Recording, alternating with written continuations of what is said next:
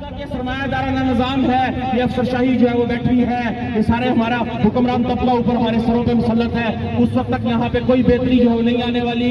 ये बेहतरी हमें छीन के लेनी पड़ेगी। ये तब्दीली वोटों से नहीं आने वाली, ये तब्दीली हमें छीन के जो है वो लेनी पड़ेगी। वो रोटी कपड़ा और मकान जिसका नारा 70 की दहाई में लगा था, वो रोटी कपड़ा और मकान मांगने से कभी नहीं मिलेगा, वो छीन के लेना पड़ेगा। और हम छीन के लेंगे क्योंकि ये हमारा हक है, क्योंकि ये दौलत ये हम पैदा करते हैं। ये फैक्ट्रियां, ये कारखाने, ये मिलें, ये अनाज, ये कपड़ा, इस समाज में जो कुछ भी बनता है, ये समाज चलता है, ये मजदूर की मेहनत के बल पे चलता है। और जब ये सब कुछ बनता चलता मजदूर की मेहनत के बल पे है, तो यहाँ पे मलकियत भी हर चीज पे मजदूर की होनी चाहिए। यहाँ पे हुक्मरानी का हक भी सिर्फ और सिर्फ यहाँ के मेहनत कशों को जो है वो होना चाहिए, सिर्फ और सिर्फ यहाँ के मेहनत कशों को होना चाहिए। मजदूर राज जिंदाबाद।